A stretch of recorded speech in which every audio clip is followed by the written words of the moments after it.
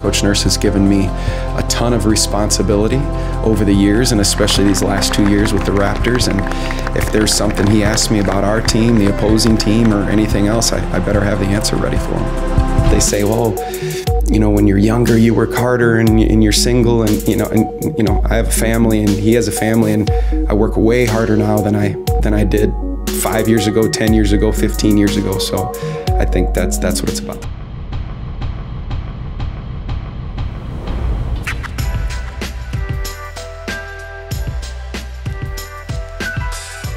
Welcome everybody to episode 6 of Inside Open Gym.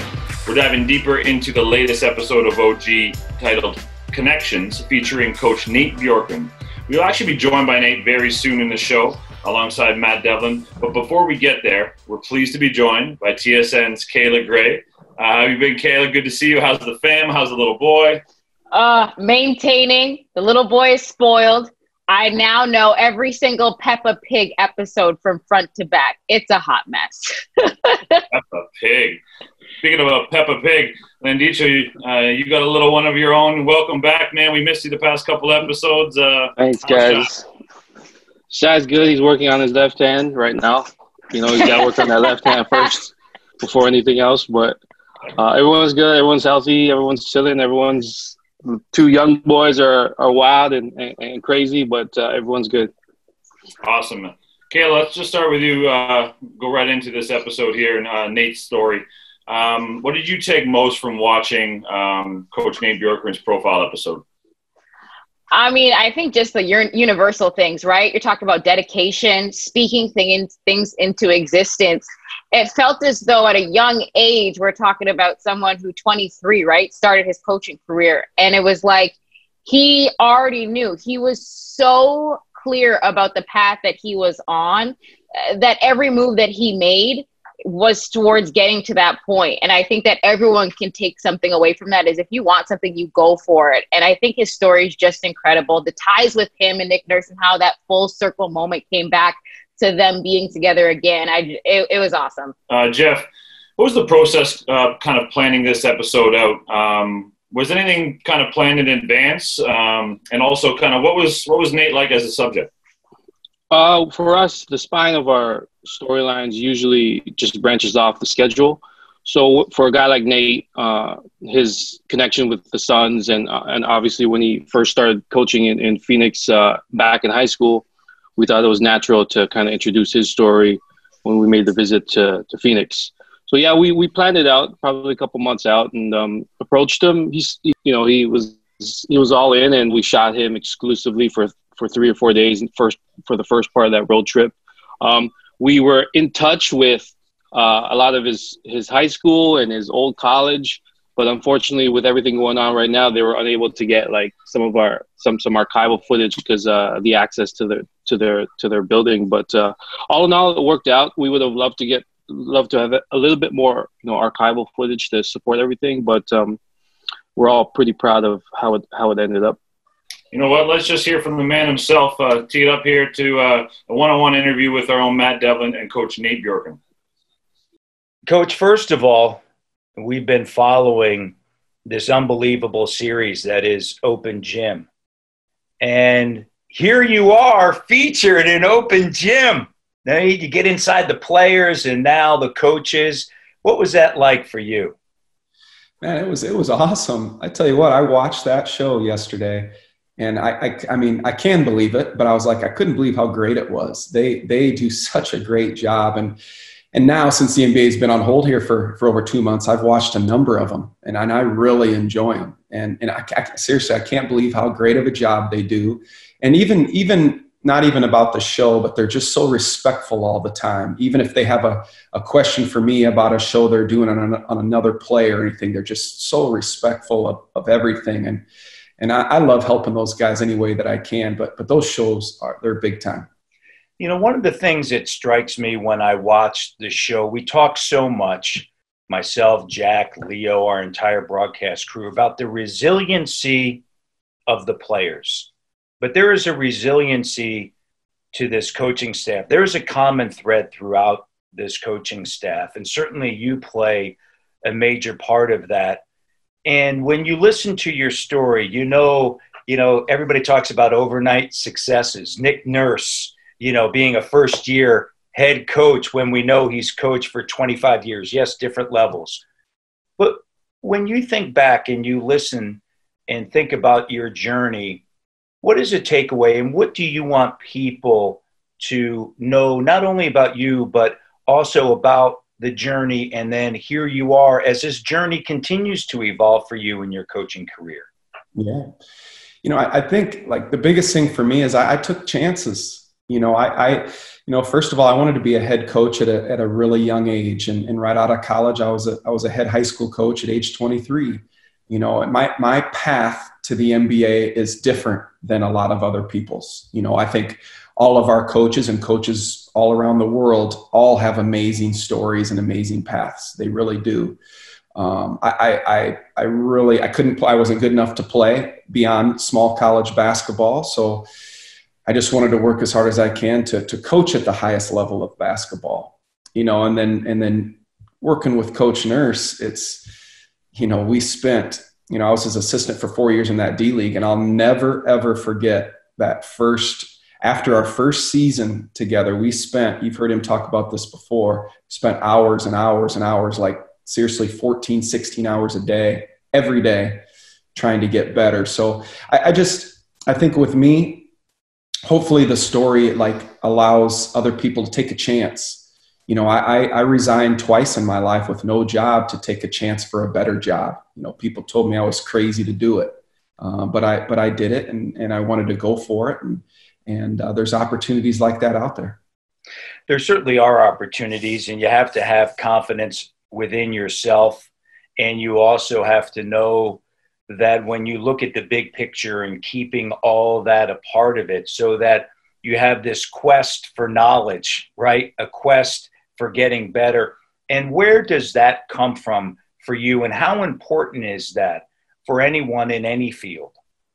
Well, now it's like you have different motivations through your life, in my opinion. Like I used to say this, and you heard this on the show. I used to say, "Oh, I'm single and I don't have kids and I work so hard." And, that was 11, 12 years ago. I work way harder than I ever have. And I think it's about never really being satisfied. Like even after we won it last year, it's like, it didn't really sink in. It was kind of like, I was talking to Coach Nurse. I was like, when's our next game? What's next? There's no like a sigh of relief. It's just a constant, quest to continue, to try to do the best that you can and just be relentless on getting there.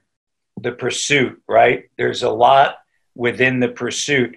I asked Coach Nurse, what makes you so good at your job? And he said, number one, positive attitude.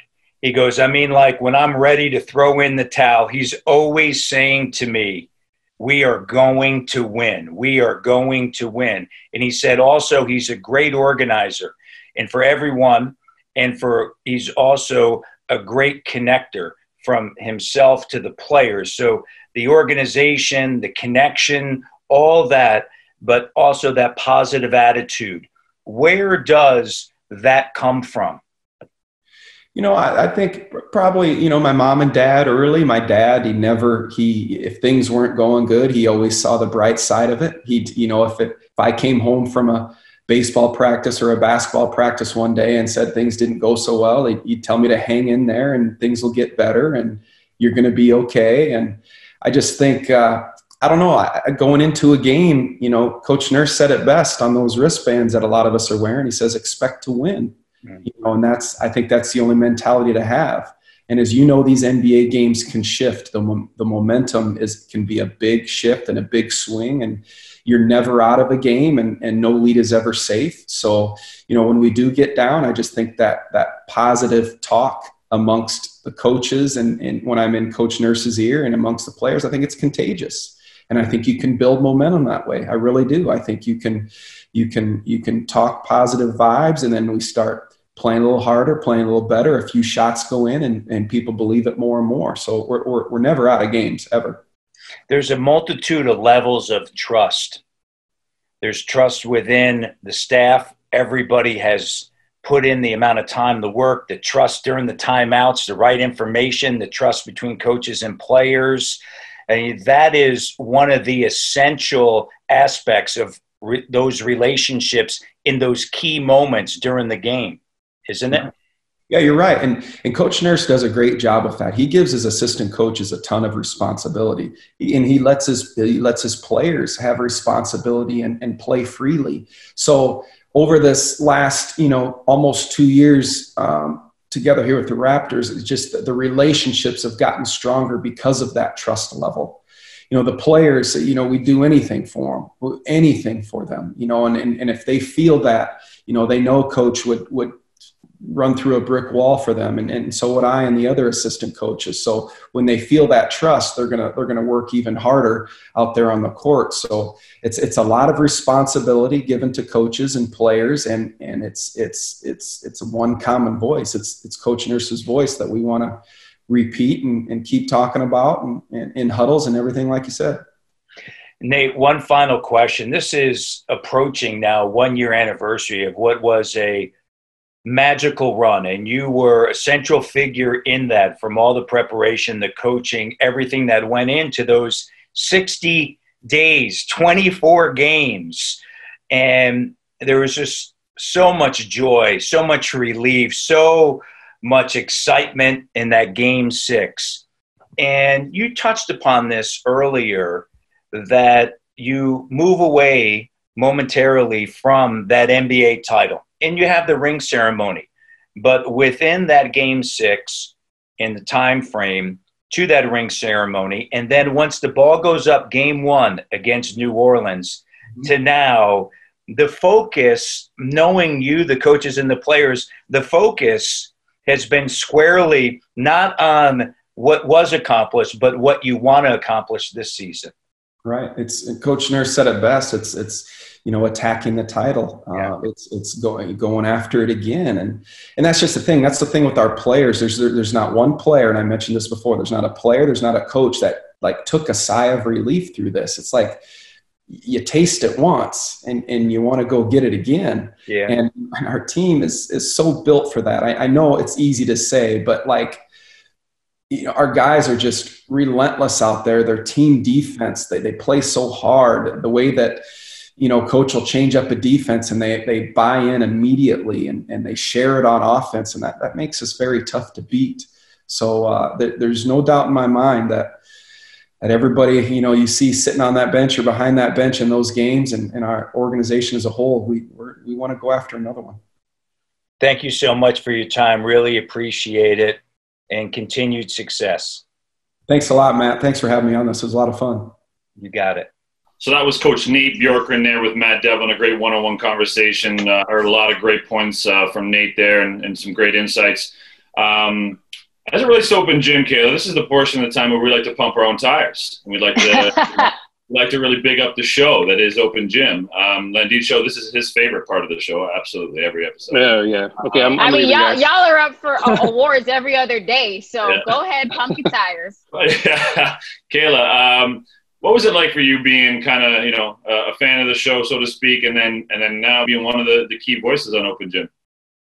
First of all, I think it's an honor. I'm not just saying that because, who's in the building. But when you see behind the scenes, because when I'm at the games, I'm seeing the Open Gym team just working and stuff. And to see it all come together, it's incredible. So to kind of be a fan of the team also and to kind of have that biased opinion, but then to shift to the journalistic point of view, it definitely changes things a lot. But it's nice to kind of reflect because, as I'm sure you know, Matt, game to game, things switch up all the time. So it's a brain exercise when you're then asked about particular moments, particular people and their storylines. And it really allows you to really deep dive in those moments and appreciate those moments for what they were.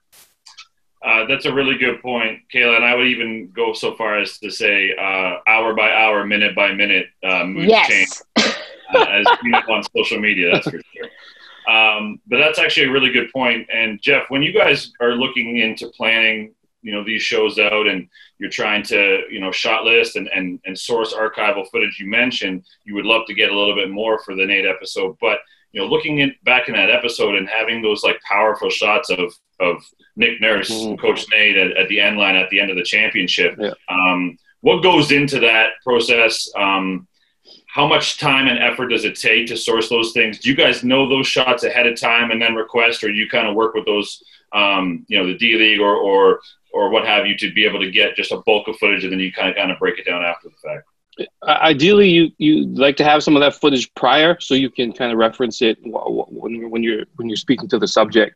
But in this case, we got the stuff after, and going through, you see that moment like you mentioned, and it's just like gold, perfect. Like it just fit perfectly, and you can almost read their lips as Nate's interview is going, and we have it over the interview. But we have some resources. We have some resources with the NBA. Our associate producers Binky and Jenna do a lot of legwork as far as like gathering footage and trying to find our archival stuff and stuff throughout the years of Open Gym. We've got a lot of footage, so we got a lot of things to comb through. And for me personally, that's almost like my favorite part is having this huge library and being able to go back and go through and dig in the crates and find these gems and be able to pull them out, even if it's just like 5 seconds that will help support the story. Those are the type of things that I take a lot of pride in, and I feel like adds a lot of layers and just production value to the storylines that we're trying to share. So yeah, that stuff is real important to the show, and the profile pieces are real important to the show. We take a lot of effort and pride into doing these right because we're telling the story of these subjects and these players, and hopefully we do it justice each time. And Kayla, you talk about like development stages and these guys getting to that point. You could see that with Nick and Nate through their G League experiences, could you not, in their early days? And what does that say about their relationship that they are now where they are as NBA champions? I think it's bonded by passion, just the sheer love of the game. And, whether or not they had a relationship or not before, you could tell that that's what joined them and that's what continued their relationship, as you hear my son Levi in the background. Levi! Levi in the building trying to get his hot takes in. But I think the other thing is just the sheer will. I mean, you hear about their conversations, the 16-hour nights that they're just going over film. And even before Nick Nurse had gotten the head coaching role, you talk to him and it's like, does this man sleep? But it's not that he's tiring himself out. It's that love of preparation, that love of game, the love of, experimenting with certain things. We saw that his first year as a head coach, all of those things that he was chopping at the bit to do, right? And they paid off. And I think that that's really what spoke to me, was just this drive to always get better. One thing that I love that you guys put in the piece was Nate talking about how he feels like he works harder now.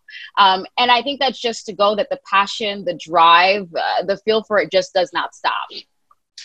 And I think you kind of can see that work ethic and that hustle getting to these guys to where they're getting to. And you see that a lot in a lot of different industries. And often, especially in coaching staff, in along those years, you got to put in a lot of time, right? And I think you see Nate and Nick's relationship to the point where now when Nick gets the head coaching job and he brings Nate on, yes.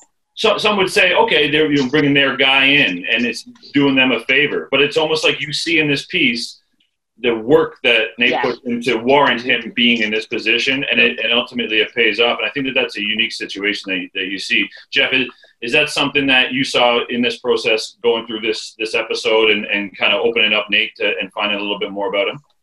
Yeah, you hear him talk about his story, and it's 2 years here and 4 years here and 3 years here. That's a long time, and they put in a lot of work, and there's a reason why they're where they're at. And, you can't help but hearing the stories of Nate and the coaching staff or trainers or the players.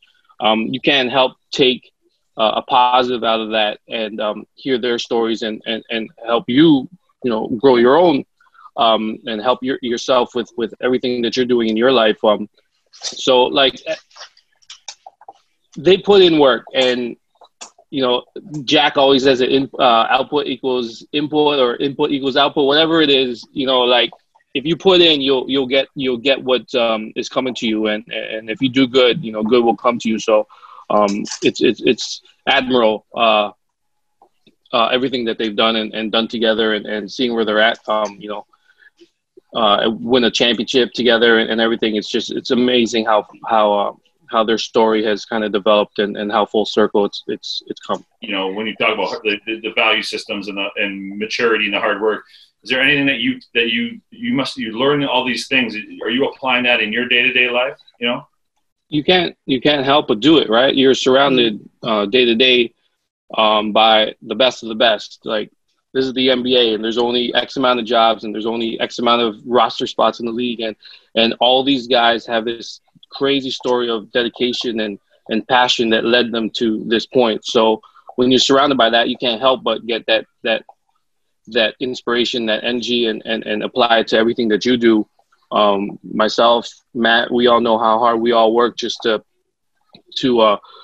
do the best that we can, put out good stuff, and always stay ahead of the curve, and try to create in this industry right now. Like, there's the space is so big, and so many people have the same type of access with resources, and everyone's able to create. So like for us, like, we got to continue to push and do the best that we can to just to continue to put out good stuff. And you can't help but be inspired by everyone that we work with, as far as the Raptors in the league and the NBA, and you can't help but take some good out of everyone that you're around.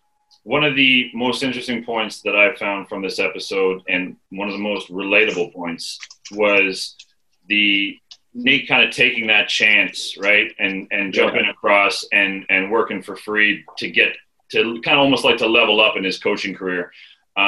People do that all the time in day-to-day life, and a lot of people don't, right? And a lot of people don't take that chance. Kayla, is that something, like, do you have an instance you can remember when you kind of took a chance in your career? Listen, I looked at a lot of invoices that were billed to FREE, trying to get into the industry, okay? Calling games for free, reporting for free, driving out to cover lacrosse games for free, sometimes $10 if I was lucky. But I think, and this is why Open Gym the content with the access is a huge space for that, right?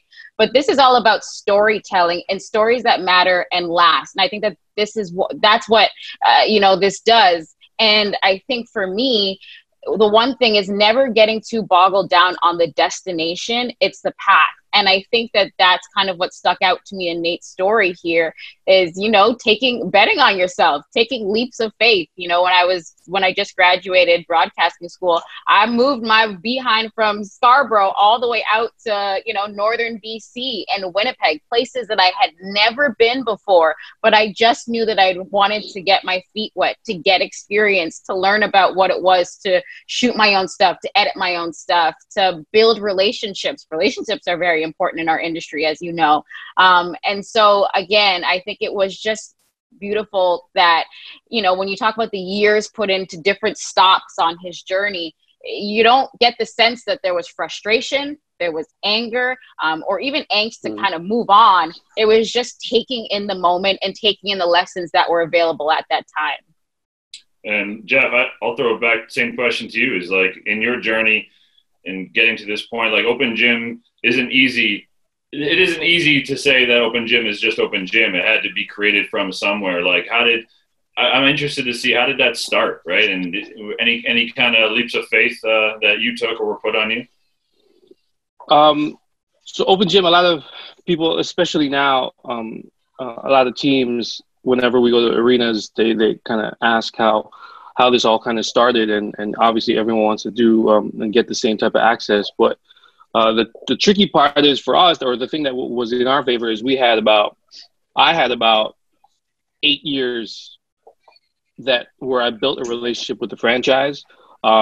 doing content for them with NBA Excel and Raptors TV, and built a kind of a relationship with Brian Colangelo, and he's the one that gave the green light to do the show in 2012. So it was a long road, and when you look back even further, when I first started with Raptors TV, I was making $50 a week for the first few months. So sometimes you gotta, and I just had my first son, and sometimes you just gotta, like you said, take a leap of faith. And speaking of sons, we got it. We got shot appearance right here.